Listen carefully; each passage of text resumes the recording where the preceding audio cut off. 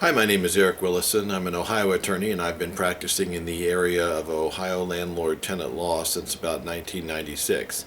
Today we're going to talk a little bit more about evictions, and we're going to talk a little bit about unauthorized occupants as the basis for an eviction action.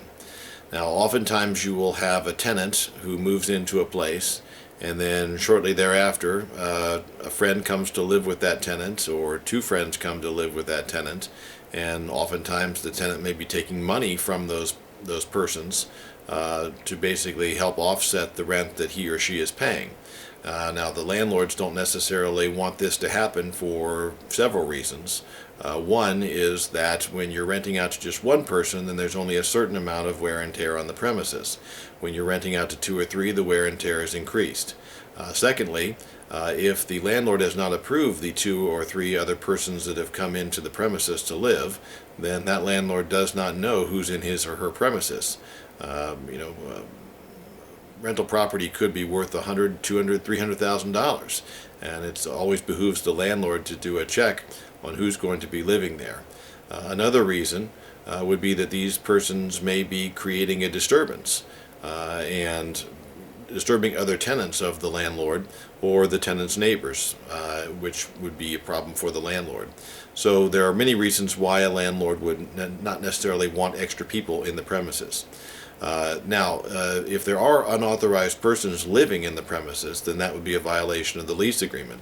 But the tenant is always going to argue that no, these people aren't living here, Your Honor. They're just guests of mine. They came to stay for a week and then they'll be leaving. Or they only come by every now and then and they spend a few nights and then they leave. They're not permanently residing there.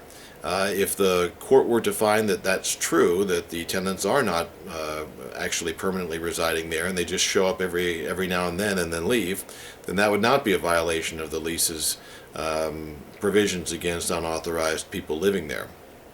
So the question for the landlord, and remember the landlord will have the burden of proof on this issue, the question for the landlord then is, how does the landlord prove that these people are actually living there and that they're not just occasional guests who come by and stay?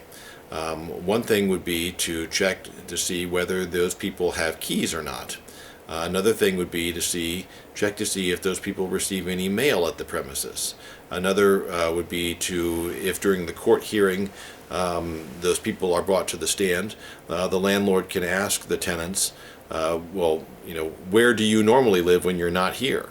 And can you show me anything, any utility bills in your name at some other area?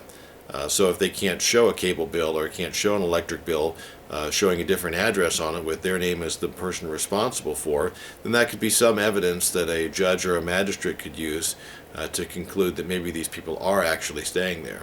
Another obvious source of evidence would be neutral third parties.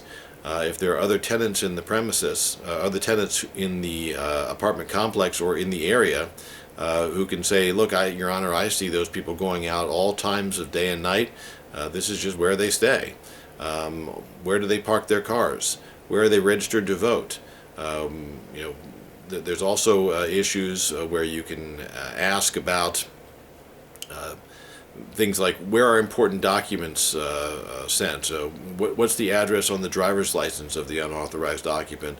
All of these are evidence, possible evidence that can support a claim against an unauthorized occupant and therefore against the authorized tenant if you're looking to evict the person because of these unauthorized occupants being there.